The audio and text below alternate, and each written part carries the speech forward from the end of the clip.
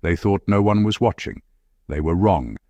And now they're afraid of what the recordings revealed. This message is for the chosen ones who were observed, tested, and underestimated. There is a reason the atmosphere around you has shifted recently. A subtle but undeniable change you can feel in conversations, in pauses, and in the careful way people now measure their words around you. Energy has become cautious, restrained, and alert. This is not coincidence. This is recognition. Chosen ones are rarely celebrated while they are becoming. They are watched, studied quietly, assessed from a distance. Long before understanding forms, observation begins. Your home, your private space of isolation, discipline, and silence became the environment where your true nature surfaced when no one was applauding, validating, or interfering. They expected chaos behind closed doors. They expected weakness, emotional collapse, and loss of direction. They assumed that without an audience you would unravel. Instead, the recordings revealed something far more unsettling. They saw consistency where they expected disorder, routine where they expected self-destruction, calm where they expected desperation. While others fracture when no one is watching, you become more precise, more grounded, and more intentional. And that unsettles people more than aggression ever could, because power that exists without an audience cannot be manipulated. What frightened them was not anger, revenge, or instability. It was restraint, stillness, long stretches of solitude filled with thought, reflection, self-correction, and quiet growth. No dramatics, no complaints, no collapse, just refinement. This kind of development exposes a truth many people avoid. Real strength does not announce itself. You must understand this clearly. People are not afraid of what you say. They are afraid of what you don't say. They are not threatened by visible motion, but by internal control. When the recordings showed that isolation sharpened you instead of breaking you, it dismantled the narrative they relied on to feel comfortable around you. That is why the tone has changed. They now realize that whatever was meant to wear you down failed. Whatever story they told themselves about your limits no longer holds. The evidence contradicted the assumption. And when people are forced to face evidence that dissolves their beliefs, fear follows. Not fear of violence, fear of elevation. Because if you could become this disciplined, this stable, this powerful without support, protection, or reassurance, then the question becomes unavoidable. What happens when opportunity arrives? This message is not about paranoia. It is about clarity. You were observed during your quiet phase, and what was captured confirmed what they hoped would never be proven. You are not who they thought you were, and that realization has changed everything. Point 1.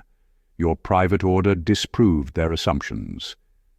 They assumed that when the doors closed, your structure would dissolve, and this assumption reveals far more about them than it ever did about you. This is the first and most common mistake people make when observing a chosen one from a distance. They project their own instability onto your silence. In their internal framework, isolation equals decay, privacy equals chaos, and lack of visibility equals lack of discipline, because that is how their lives function. They require constant stimulation, validation, and external pressure to maintain order. Remove the audience, and they unravel. So when you withdrew, they expected the same collapse. But the recording of your house, whether literal, symbolic, or energetic, tells a completely different story. It reveals order where disorder was predicted. It reveals rhythm where breakdown was assumed. It shows a man who wakes with purpose, thinks with clarity, moves with restraint, and rests with intention. Every action is quiet, deliberate, and internally governed. This is deeply unsettling to those who survive only through external enforcement. Many people rely on social surveillance to remain functional. They behave only when observed, perform only when rewarded, and collapse when unseen. You did not. Your structure did not require witnesses. Your discipline did not depend on praise, fear, or approval. It existed before the doors closed, and it intensified when they did. This reveals something fundamental and irreversible. Your discipline is internal, not imposed, and internal discipline cannot be negotiated with, threatened, or manipulated. This is why the recording frightens them. It shatters the narrative they constructed to comfort themselves, the story that you were barely holding on, that silence was weakening you, and that distance was eroding your stability. Instead, it shows that while they were speculating, you were stabilizing. While they were talking, you were refining. While they were distracted, you were aligning your mind, your body, and your direction. And alignment, once achieved, is not fragile.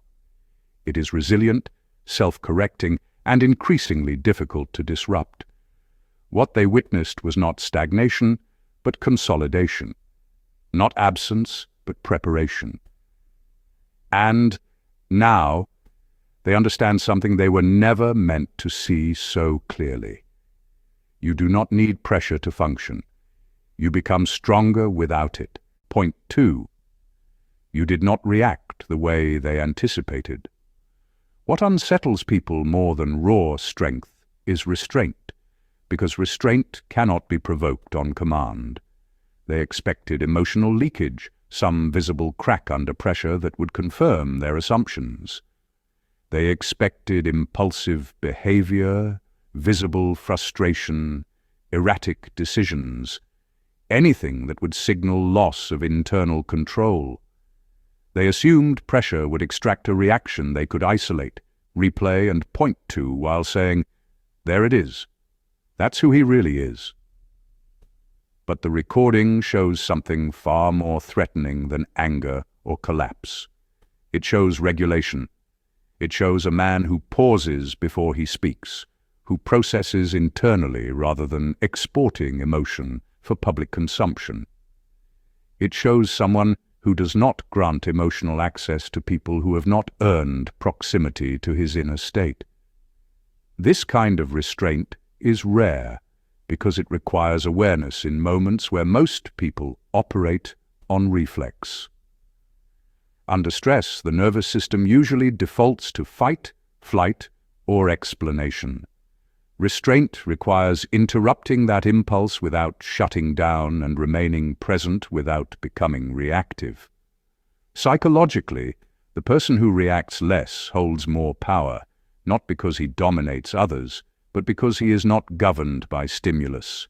He is not being steered by provocation, tone, or expectation. When they replay the moments they believed would break you, they don't see weakness or exposure. They see composure. They see steadiness where chaos was anticipated. That realization is destabilizing because their strategies depended on predictability.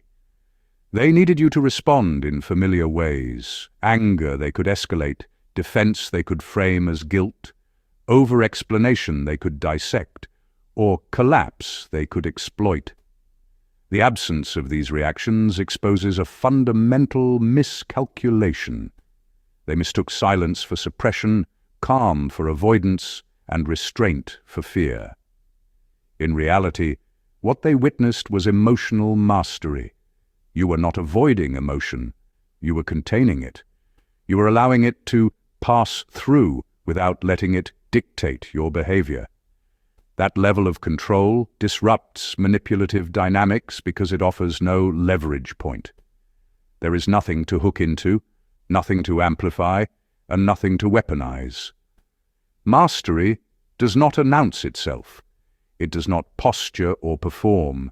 It simply remains steady while others exhaust themselves trying to provoke movement.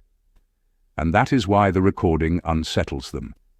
Not because it shows who you pretended to be, but because it reveals who you are when no reaction can be extracted.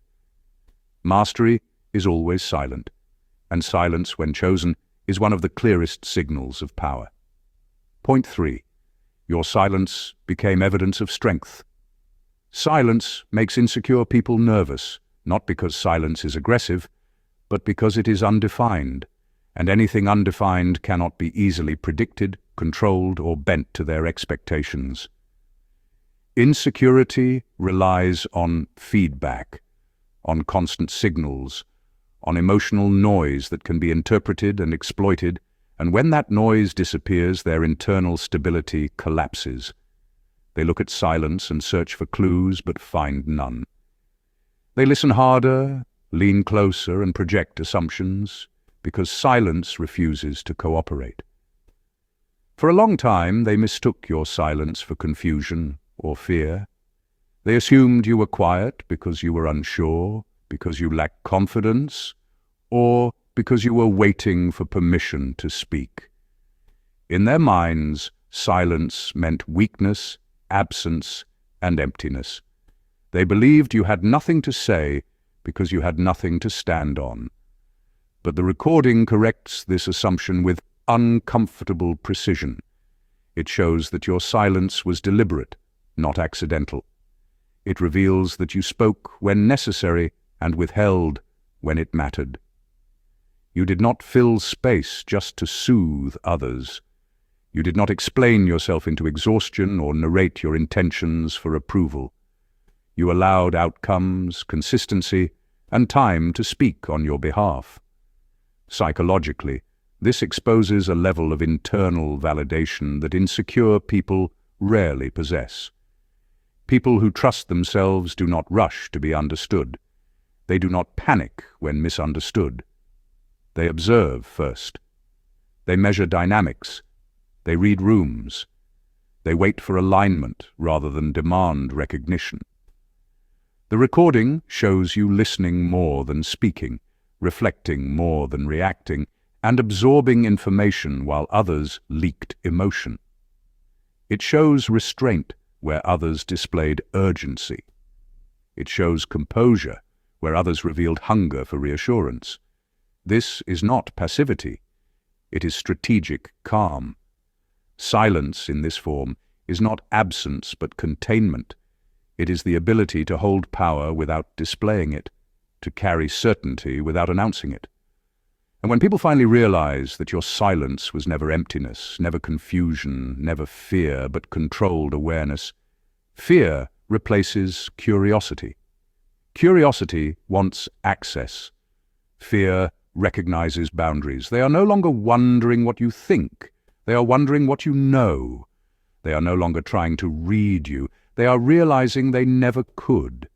The recording does not make you louder. It makes them quieter. It forces them to confront the truth that your stillness was strength, your restraint was intention, and your silence was always the loudest signal in the room. Point 4. You lived the same without an audience. This is one of the most revealing aspects of the recording, because it captures something that cannot be fabricated or rehearsed. Your behavior did not shift when no one was watching. Your values did not soften in the absence of witnesses, and your discipline did not depend on praise, recognition, or external pressure. Many people move through life in fragments, carefully managing versions of themselves, one constructed for public approval, another reserved for private convenience. But the recording exposes continuity rather than contradiction. It shows that the man they encounter now, composed and grounded, is the same man who existed in silence, unseen, and unvalidated.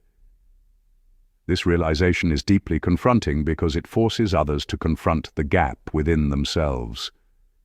They begin to recognize that much of what they displayed was conditional, activated only when attention, reward, or consequence was present, while what you lived was foundational, operating regardless of outcome. That contrast unsettles people because it removes the comforting illusion that character is situational. Spiritually, this consistency carries weight. Integrity, practiced in solitude, accumulates a quiet authority that cannot be rushed or imitated. It forms slowly, through repeated alignment between thought, action, and intention, long before anyone is there to notice. This kind of authority does not announce itself. It settles into your presence. People feel it before they understand it, sensing something stable and unmovable beneath your words and actions. When they observe that you were the same in private as you were in public silence, it eliminates their ability to dismiss you as a product of timing, advantage, or circumstance. They can no longer attribute your composure to luck or your discipline to performance. The recording becomes evidence that your way of being was not reactive but deliberate, not shaped by the room, but anchored internally. This is why it disturbs them. It exposes the difference between adaptation and alignment. Adaptation changes with conditions. Alignment remains intact across environments. You are not the result of who was watching, what was at stake, or how things turned out. You are the result of sustained inner agreement, lived repeatedly when no audience was present. And once that truth is seen, it cannot be unseen.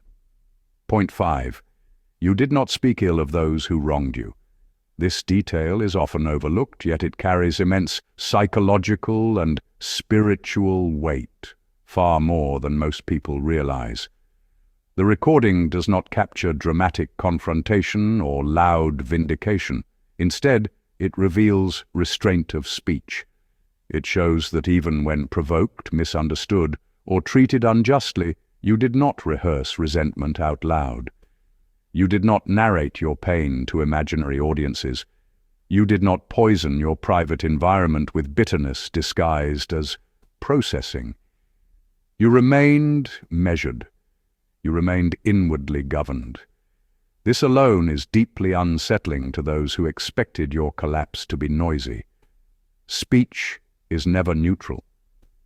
What a person repeatedly speaks about reveals their internal hierarchy, what sits on the throne of their mind. Those who obsessively talk about others, even in complaint, are revealing who controls them internally. Their words betray captivity. Your refusal to do this demonstrates emotional sovereignty. You did not allow another person's behavior to colonize your inner world. Psychologically, this signals self-regulation at a level most people never reach. You understood that rehearsed resentment strengthens neural pathways of attachment, not release. By refusing to speak it, you weakened the bond. Spiritually, this is maturity. You recognize that speaking ill of others binds your energy to them, creating an invisible tether that prolongs influence long after the event has passed. Silence, in this context, was not weakness. It was released. It was discernment. It was an understanding that not every injustice deserves a verbal echo. When they observe this in the recording, it disrupts their narrative. They expected to live rent-free in your thoughts, echoed in your words, validated by your reactions. Instead, they see absence. They see that they were not centered in your private world. This does not trigger anger in them. It triggers fear. Fear arises when someone realizes they were never as important as they imagined. Anger seeks engagement. Fear recognizes irrelevance. The most unsettling realization for a controlling or narcissistic mind is not that you resisted them, but that you quietly moved on internally while they assumed you were still orbiting them. Your silence confirmed autonomy. It showed that your identity, peace, and sense of self were not negotiated through them. In that moment, power shifted, not loudly, not theatrically, but decisively. Point 6. You continued growing without validation. Growth without witnesses is the most threatening form of growth because it removes the one leverage most people rely on: external validation.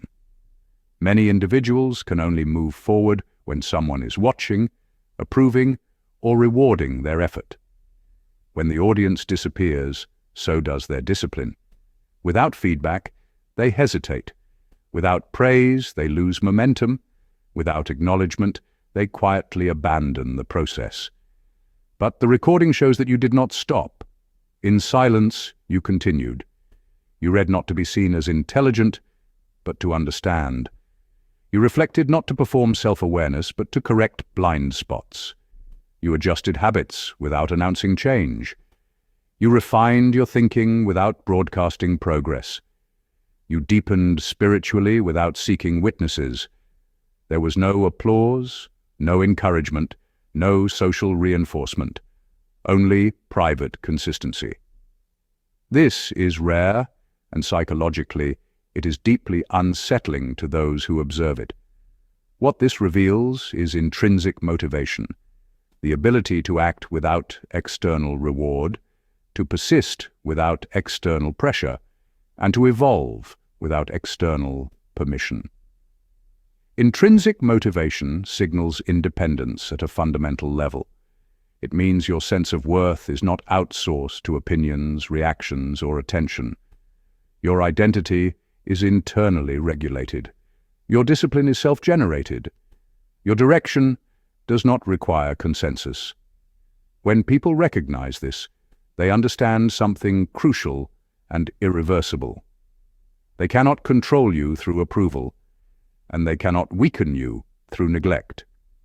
Praise no longer accelerates you, and criticism no longer slows you. Silence does not starve you. Attention does not intoxicate you. You operate beyond the usual psychological bargaining systems that most people unconsciously rely on.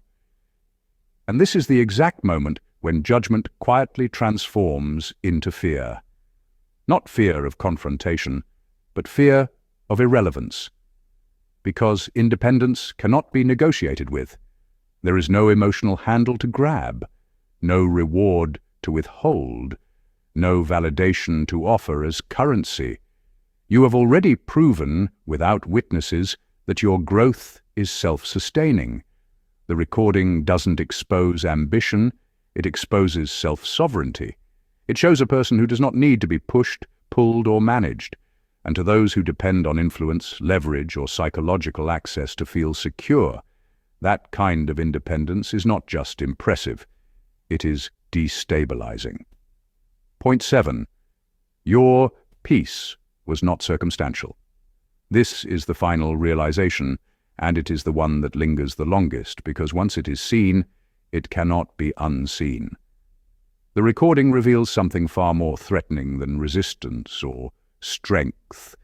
It shows that your peace never rose or fell with external conditions. It did not spike when things went well, and it did not collapse when things were taken away. It existed before approval, before support, before outcomes aligned in your favor. It was already there, steady, unreactive, self-contained, and this is what exposes the truth. Spiritually aligned individuals do not extract stability from circumstances. They generate it from internal coherence. Their nervous system is not outsourced to validation, relationships, attention, or reward. When observers realize that your calm preceded improvement, they understand something deeply uncomfortable. Removing resources will not move you. Withholding recognition will not starve you. And withdrawing presence will not collapse you. Control systems depend on leverage, and leverage requires need. You have none. This is why the realization unsettles them, at a structural level. They expected agitation. They anticipated desperation. They waited for the moment when pressure would crack you open and force negotiation. But the recording shows no such moment. It shows composure where panic was expected, restraint where reaction was assumed, and stillness where chaos was intended. This signals alignment, not apathy.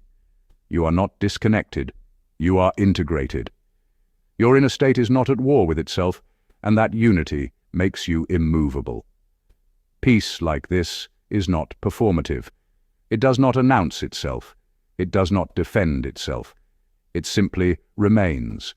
And when systems built on emotional dependency encounter someone whose equilibrium is internally sourced, the system loses its relevance. There is nothing to pull, nothing to threaten, and nothing to offer that could alter your center. This is why rooted individuals are so rare and so disruptive. Rooted things do not sway with every storm. They absorb pressure, redistribute force, and remain where they are. The recording does not show someone surviving despite loss. It shows someone unchanged by it. That is the final realization. You were never being held up by the environment. You were standing on something deeper, and once that is seen, the entire dynamic collapses. Chosen one, the recording does not expose you. It confirms you. What they're afraid of is not what you did wrong, but what you did right in silence. You were never hiding. You were aligning. And alignment always reveals itself in time.